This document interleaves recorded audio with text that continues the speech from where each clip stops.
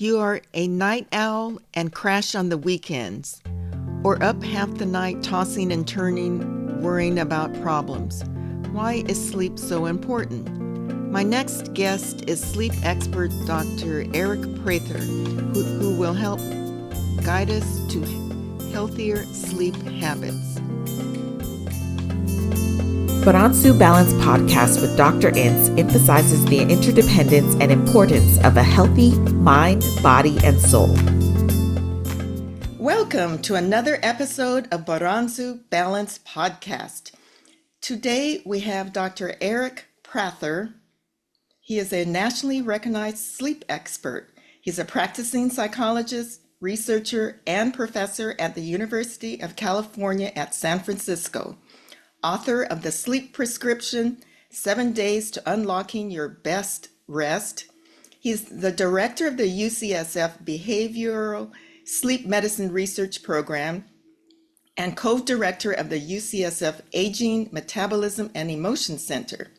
His research has focused on the relationship of poor sleep with a decreased response to vaccines and just general mental and physical health. He has also recently been named director of the UCSF Center for Health and Community, uniting local, regional, and national agencies to improve the social, psychological, and behavioral processes that drive health and health equity. Wow. I'm not sure how you get time to sleep. Welcome. And did I say your name? Thank you. I say your name correctly? Yeah, it's Aric. It's Prather, but it's Prather. Fine. But Aric, okay. Yeah, just Aric is fine. Okay. If I had to entitle the name of this program, I would like to entitle it "How to Sleep Naturally." So that sounds like a good one. Okay. So my mother used to tell me to count sheep. And I'm not sure if that really worked, but maybe it did because I never got to 100. So I want to start off with, why is sleep important? In the past, we used to tell our kids it's just healthy for you. But I think nowadays people want a little bit more than that. I seem to have time to eat and exercise, and I love to sleep, but it seems like the first thing to go when I find myself overwhelmed or in approaching deadlines is sleep. Now, why should we prioritize sleep, Aric? Yeah, absolutely. I mean, sleep it's what we consider kind of a biological imperative, meaning that like we need it to survive. We can survive. It's only air and water that we need more than sleep. With respect to survival. And we see this across kind of all of the species that we've studied that do something that looks like sleep. So we know it's so fundamental to our being and our health. And so there's now kind of just a tapestry of research around how important sleep is for our health, both our physical and mental health. You know, experimental studies where we kind of deprive people of sleep. We see kind of dramatic fluctuations in a lot of the kind of biology that we know can be on the pathway to disease. And, you know, obviously, when we don't get the sleep we need, it's really hard to kind of make the right choices in the world with respect to other aspects of our health, right? So like people who don't get enough sleep, they often have difficulty exercising, making good nutritional choices. You know, oftentimes there is errors in our judgment and potential additional risky behaviors. And so, you know, sleep just seems to be some of the secret sauce in kind of a healthy life. And, you know, the research is really supporting that now. Okay. So I also heard that at night, this sleep is when your brain is literally washed out, and try to get rid of some of those bad waste products in the brain at night. So I agree, sleep is way up there. Okay. Yeah. So I mean, you know, in the oh, go ahead. Sorry. Yep. No. Go ahead. Okay. I mean, I was just gonna say one of the biggest findings in the sleep science over the last 5-6 years has been that sleep and the discovery of what's called the glymphatic system and the tenant or the necessary process that sleep plays in kind of clearing out the metabolites that build up in our brain throughout the day, including ones that have been associated or implicated in neurodegenerative diseases. So like Alzheimer's. yeah, like Alzheimer's. So kind of beta amyloid is one of the kind of proteins that builds up in the brain. And it turns out when people are sleeping, that's one of those proteins that get washed away. And the idea is that perhaps sleep is kind of one of these really important behavioral processes that might kind of slow the accumulation of that protein that is, at high levels may lead to things like Alzheimer's. Okay, so we need our sleep to live and to wash out all that debris. And so my next question is, what is rumination and how does it get in the way of sleep? I know if I worry about my children, spouse, or even a patient, I tend to have problems with sleeping. Yeah, I mean, an active mind, kind of a busy mind, is really hard to kind of also sleep, right? And rumination is one of those kind of processes that you definitely gets in the way. It's the idea of kind of replaying things that happened in your day that you maybe wish had gone differently, things in your past that you maybe wish had gone differently, and kind of really hooking onto that, right? That tendency to hook onto those thoughts, kind of that lead to the next thought, to the next thought, and they're, in general, kind of by definition, sort of negative. And what happens is, we get into this cycle, into these loops of thinking, and go down this path of kind of negative experience.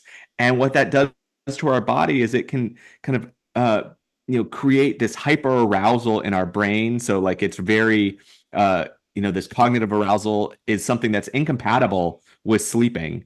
But also in our body, we can kind of set off a stress response. So this can lead to kind of the activation of the hypothalamic pituitary adrenal axis, or the HPA axis, that can lead to the release of cortisol, which also can get in the way of sleeping. And so, when we get into these patterns, it can be difficult to quiet the mind and let go. And I mean, the thing that's so important about sleep, and what often people don't realize when they're trying to fix it, because when our sleep is disturbed, we have this tendency to really want to jump in and fix it as quick as we can. Kind of, we're doers, and sleep is one of these things that requires letting go, right? Okay, It's the absence of doing. so just being And anxious about not being able to sleep is a problem right there. And may require yeah, services right, the may irony. require someone services of someone like yourself, a psychologist, to Yeah, break maybe that so. negative do loop. But it's Yeah, I mean, definitely doable. Yeah. yeah, it is absolutely doable, and it's also really common. And so people shouldn't feel Mhm. like, this is just happening to me. This is, in isolation. This is so incredibly common. But when it becomes a pattern and it becomes chronic, that's where we want to kind of find some intervention. Okay. So, Eric, with your patients, your hundreds, if not thousands of patients, and your Yeah. books, what is the first step or one of the first steps that you advise your patients to get on the way to a good night's sleep? Absolutely. So just for a little bit of context, briefly, so what this book and kind of what we do in our clinic is something called cognitive behavioral therapy for insomnia, or CBTI. There's lots of cognitive behavioral therapies for lots of things, but this one is unique in that it's very behavioral. And what it does is it tries to leverage our sleep biology, right? We know a lot about how sleep works from the science, and when people have insomnia or have consistent problems sleeping, people tend to make kind of behavioral choices that in the moment make a lot of sense because you're kind of distressed, you're really trying to figure out, sleep has become really unpredictable. And what this therapy does is really try to set some parameters so that you take some of the effort out of trying to figure out what to do, right? Like if you just kind of follow this recipe, it can get you a lot of the way there to improving your sleep. And the number one thing, the first thing that we always do to try to get people's sleep better regulated, is to have them create a stable, consistent wake up time. So not focusing on kind of when you fall asleep, but when you wake up. And this is because the two pieces of your kind of sleep biology that are so critical is your circadian rhythm, so kind of your internal body clock. And our bodies just work so much better and so much more efficiently when we can when it can be predictable. And so if you stabilize what time you wake up every day, 7 days a week, even on the weekends, it can actually really uh, do a good service in how your body responds throughout the day. And then the second piece is of your sleep biology is something called your homeostatic sleep drive. This is kind of like a balloon that fills up throughout the day with sleepiness, right? And your balloon gets really big, and then when it gets so big at night, you feel these sleepiness cues and you fall asleep. Now, by stabilizing your wake up time, your balloons, is starts filling at the same time each day. Because if you kind of like sleep in a bunch of hours, it takes longer for your balloon to fill up. And so then your nighttime becomes unpredictable as well. And so if we just do this one thing first, it actually really is a good anchoring point to begin to get people's sleep back on track. Okay, so I I, I found that very good advice and definitely counterintuitive for many friends, family, and patients. Before this interview, I had a chance to go through your book, and I saw that was one of your number one tips, and I passed that on to a couple of patients already, as well as myself. And so that's such a simple piece of advice. I think in your book you said that unless you want to go undergo jet lag every single week, then try to get up at the same time every day, even on the weekend. Okay. All Not right. always an easy sell, I promise. Okay. So what would your number two advice? And this has something to do with the use of the bed. Oh yeah. So as I mentioned, your body kind of craves this predictability, and there's a lot of things in our environment that tell our bodies what's supposed to happen next, right? And so people that don't have sleeping problems, when they get in bed, they tend to feel sleepy before they get in bed, but just the act of being in bed, the bed is such an important environmental trigger that it kind of brings on this sleepiness. Your body's like, oh, I know what's supposed to happen now. And you quickly transition. But when people have insomnia or they have like lots of sleep disturbances, they often spend a lot of time in bed kind of not sleeping, right? Like kind of tossing and turning, getting anxious, having those ruminative thoughts that we just mentioned. And that can really fracture the relationship between you and the bed, your body and the bed. It becomes a place of wakefulness or a place of anxiety or arousal. And so one of the next things that we always suggest in our clinic, and other providers do this too, is the bed really should be a shrine to sleep, right? It should be, something that you don't, you're not doing kind of active things in the bed, like watching TV or kind of actively, doing work. Don't bring your laptop into the bed. Like this is a space, a special sacred space for sleep. And the more that you make that, you train your body to kind of know this, kind of the more reliable the sleep system will be when you go to get in bed. And so, and then on top of that, if you are having sleep problems and you're spending a lot of time in bed, that's another opportunity for action. Where if you say you're in bed and it's longer than 15, 20, 30 minutes of kind of being awake and not being able to sleep, you may want to kind of get out of bed, do something quiet until you begin to feel sleepy again, and then return to bed. And the action of doing that is one, kind of breaking this kind of bad relationship with the bed, kind of this arousal one, but also kind of retraining the process of feeling sleepy and the bed. And over time, that will again become this important environmental trigger to bring on, a good night of sleep. Okay, so that kind of had to do the cues like the um, Pavlov cues. You That's right. hear a bell, then you Yeah, associate that with food. So if you see the yeah, bed, you should associate that with sleep. exactly. Classical conditioning. Right. Sleep or sex. Right. So yeah. So I should have said I did say no active things. So yeah, sleep and sex is what we're Okay. what we is allowable for sure. Okay. All right. So I'm going to move on to a few questions from our audience. We have Robert from Orlando who asks, does it matter what time of day you get your sleep, and how many hours do you need? Does it have to be in a row? And can you catch up on your sleep? And just follow up.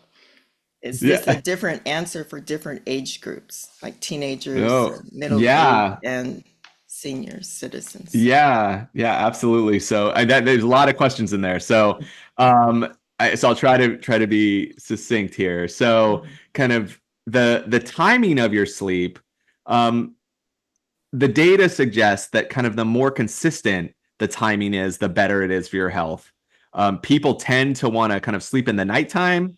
Not everyone does, right? There's differences in our circadian rhythm, and kind of the time that we is natural for us to go to bed uh, differs, right? So some people are more night owls. Some people are more morning larks. That does seem to change with age. I mean, a good example is teenagers kind of move towards a night owl preference and then kind of shift back as we get into kind of our later decades. There are people who become more morning larks where they get up really early and they go to bed a lot earlier. Like my grandparents certainly did that. Mhm. And so, but that's all part of kind of the natural process. And so, the thinking is that perhaps um, the amount of sleep definitely matters, and maybe you don't need to get it all in one chunk, right? That if we look at like siesta cultures, right? Like naps are very habitual, but they also tend to go to bed a lot later. And so the thought is like perhaps they're getting their sleep need, but it's not in one big chunk, right? And so that suggests that perhaps there's just a quantity that we need, right? Um, this is still under debate, but in general, people to maintain optimal adult health, the National Sleep Foundation, the American Academy of Sleep Medicine, recommend at least 7 hours of sleep per night for an adult, and that goes up to age 65 in their recommendations. After that, it's a little bit less clear because And a I'm lot of sorry, the and what about the teenagers? And what yeah, about I the was gonna teen? I was gonna get to the teenagers for sure. So for teenagers, we look for the recommendations are around like 8 to 10 hours of sleep per night. And that's the And opposite of what they do, I think. well, so this Well, is a big challenge, right? Like, unless they sleep to 12 noon on the weekends, I guess. well, so you're raising a really great point that this is one of the biggest challenges because teenage years there's this natural circadian shift towards wanting to go to bed later, right? So there's like obviously things in their environment that keeps them up, like playing games, talking to their friends, all of those extra homework, all of that kind of stuff. But there's also this kind of natural change in their circadian rhythm. The place where nationally there's trying to be interventions is around school start times, and so the listeners may have heard about that, to shift it a little bit later to give people more opportunity for sleep, because there's this recognition of this circadian shift. There's also obviously they're trying to make up that sleep on the weekends. I mean, if anybody has a teenager, right, they're sleeping until 11, 12, 1 p.m. and trying to soak up that sleep. Um, and then what I was going to mention about kind of the later decades, it seems like perhaps after 65, there's thoughts that perhaps 7 hours of sleep isn't as necessary, that maybe there is a shorter amount that individuals get, just because we know epidemiologically our total amount of sleep decreases as we get older. And it's not clear if that is something that needs to be intervened upon. Are naps kind of making up that difference? And so there isn't kind of enough data to make kind of clear recommendations for amount of sleep. The final thing that I'll say about that is that these recommendations are kind of based on the average person, and no one is average. Everyone is this individual, right? And so you really need to think that it's not this one size fits all. And I say that because oftentimes people come to my clinic and they say, I'm not getting my 8 hours of sleep. I heard I need to get 8 hours of sleep. I'm going to get Alzheimer's. And but it turns out they never slept 8 hours, and they were really like a 7 hour sleeper, 6.5 hour sleeper, and they felt great all the time. But this kind of need to try to produce more sleep than your body will make is actually really anxiety producing. And so think about like when you're on vacation and you have this opportunity to sleep in as much as you want. How much sleep do you make then after you kind of made up in those first couple days of jet lag and kind of making up for the lost sleep prior to your vacation? Like, what is your natural rhythm? And that's probably the best metric for how much sleep someone needs, and try to use that as a reference point moving forward. A quick break. A word about constructive worry. One tip in Dr. Prather's book, Sleep Prescription, is about constructive worry. We talked about ruminating or going over and over in your head personal problems in your life, disturbing your sleep. He suggests taking 10 to 20 minutes in the afternoon, listing a few worries that may keep you up at night in one column, and then list potential solutions in another column. And then at night, remind yourself that you will address these problems during the day.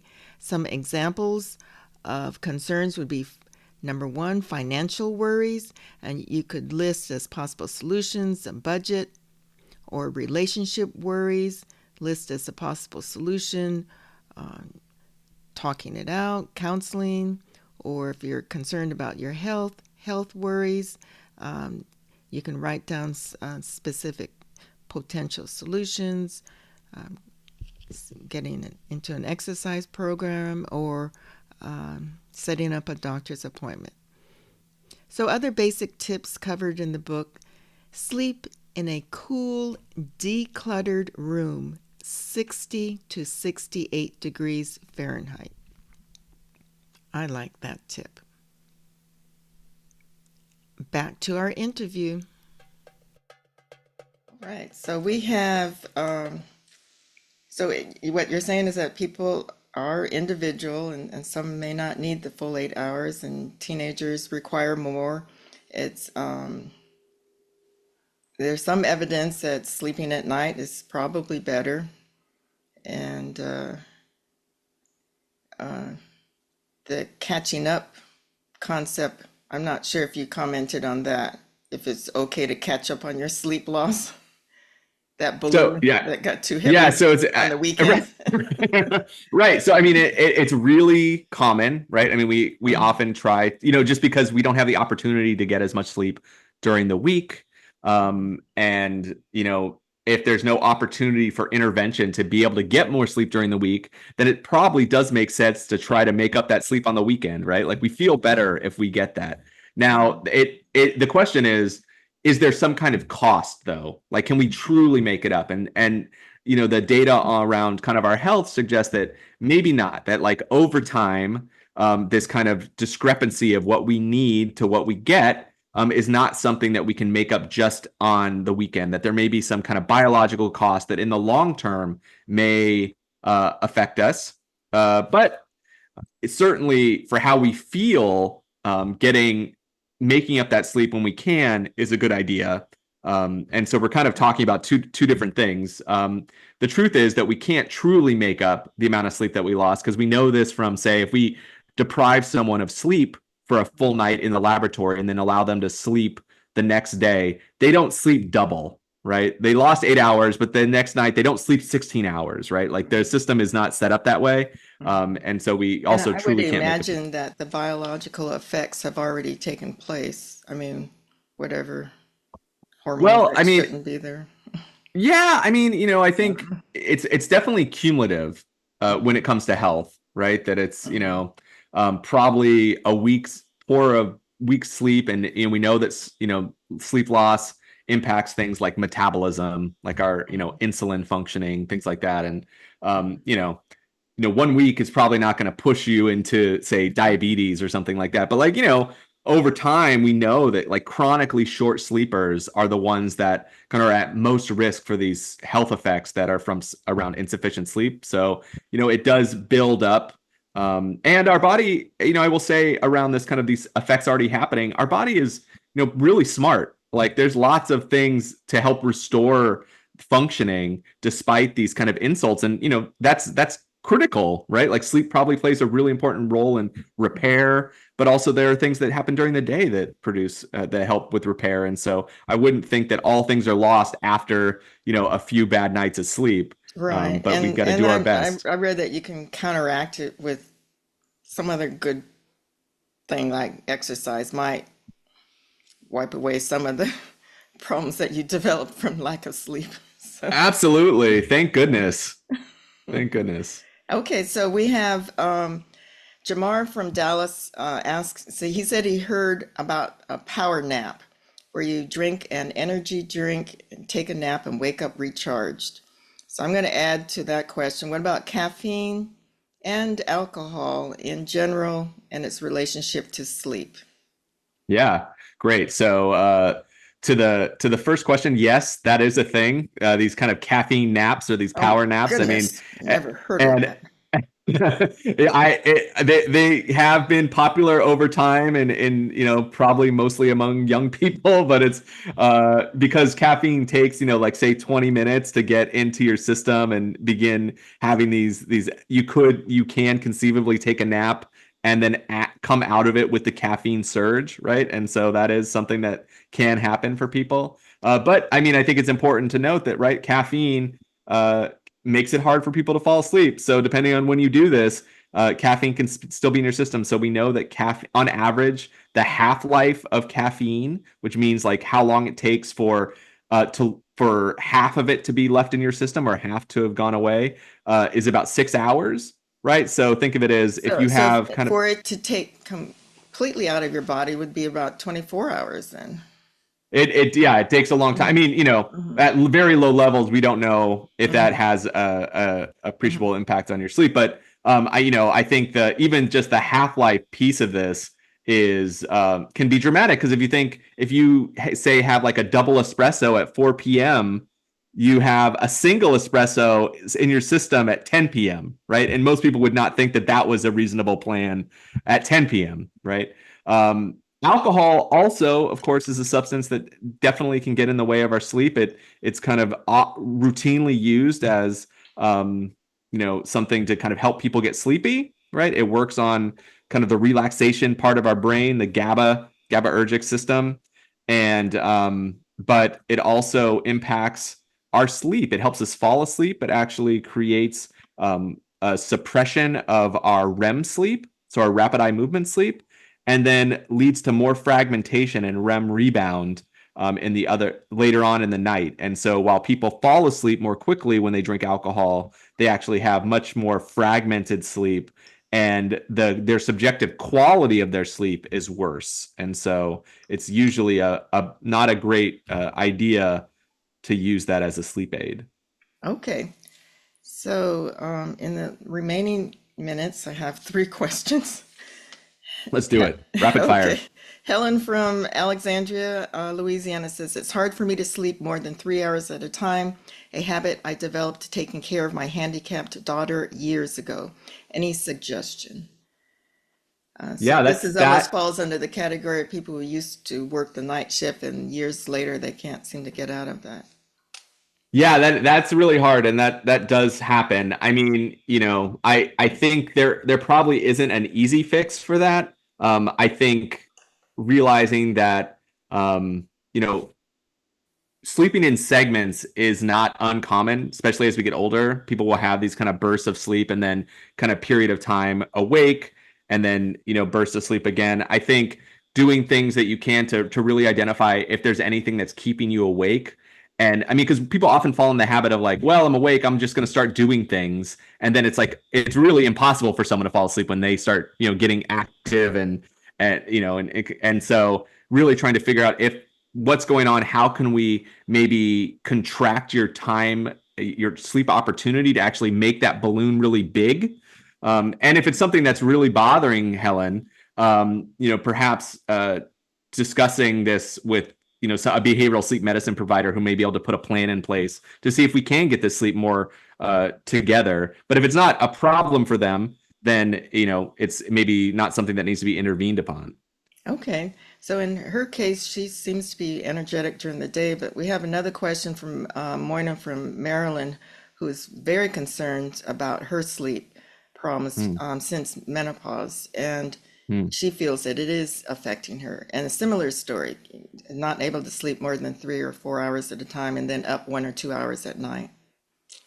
Yeah, like So, and menopause, her and it's question is yeah. this a hormonal imbalance? So that's such a great question. It's actually something in the research I've become really, really interested in because, I see tons of people with insomnia, but women that are going through the menopausal transition, it does often feel a little bit different, right? That like their experience, it's not just, oh, I have these hot flashes and I wake up. It's like it's something that, you know, over the course of the reproductive cycle, there are kind of clear changes that women experience. And it does raise this question of whether there's kind of a hormonal imbalance or opportunities to kind of intervene at the hormonal level. I do still think that clinical trials support that like cognitive behavioral therapy for insomnia and probably for this person too could be effective in trying to improve their sleep at least better than it is right now. But it does raise these questions that are honestly not like that. It's not clear, what kind of hormonal kind of intervention would be appropriate. But I'm hoping that in the near future there will be more data to help guide this, a solution for this individual and for so many, because it does seem that there may be something more to it than just typical insomnia. Okay. So Wayne from Nashville, who happens to be a physician who happened to have a heart transplant, just wanted to remind us of the importance of CPAP. Obstructive sleep apnea seems to be more prevalent in African Americans. He says he feels so much better getting back on the CPAP machine. Any comments about that?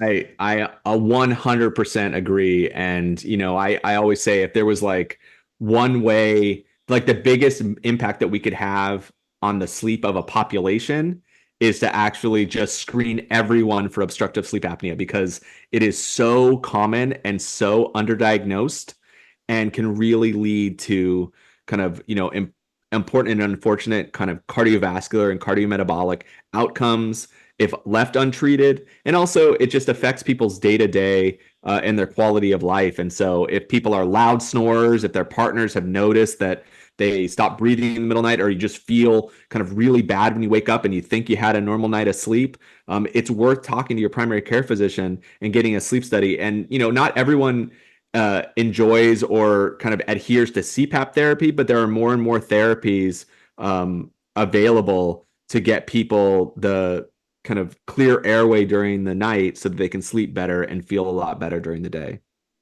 Okay.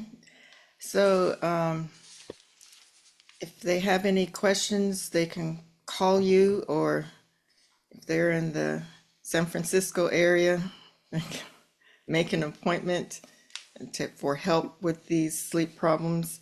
And I want to ask about the wind down period. Any final tips about the wind down period?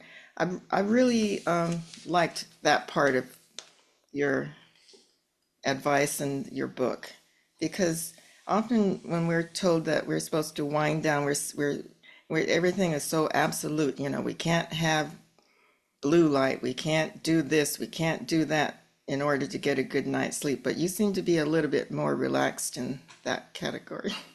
Yeah, that's right. That is true. Yeah, I mean, I like like I this, the want. psychologist. Oh man, that's what we all need.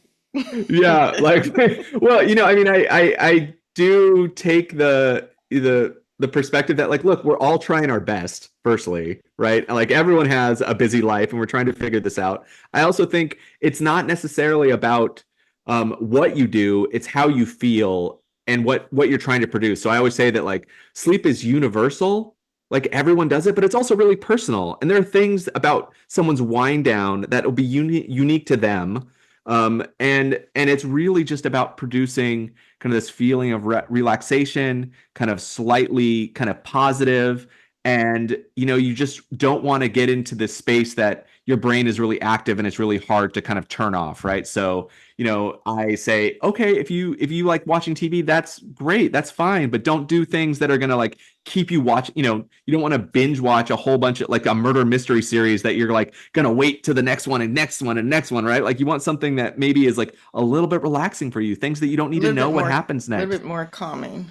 Yeah, calming. And I think it's also about kind of the ritual. So getting back to this idea that, the bed, making the bed kind of this place for sleep, these rituals that we do each night are actually really instructive to your body about what the transition, right? So kind of doing these things consistently. So, if you're going to read, like read every night consistently, do it on the couch, do it under low light.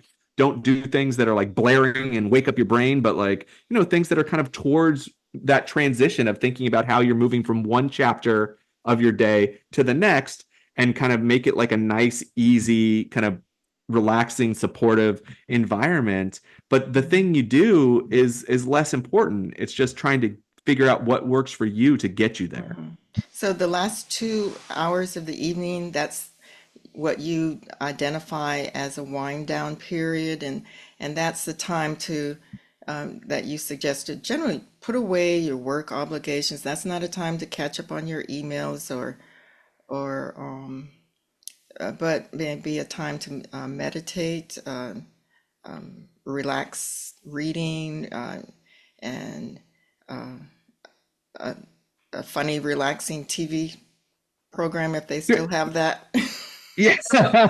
Yeah. I mean, all of those things are great. I mean, some people just like, do little hobbies that they really enjoy or like spend time with their loved ones. And I guess it is, I mean, I guess I do make a case for trying to kind of unplug from work and things that in general are stressful for people.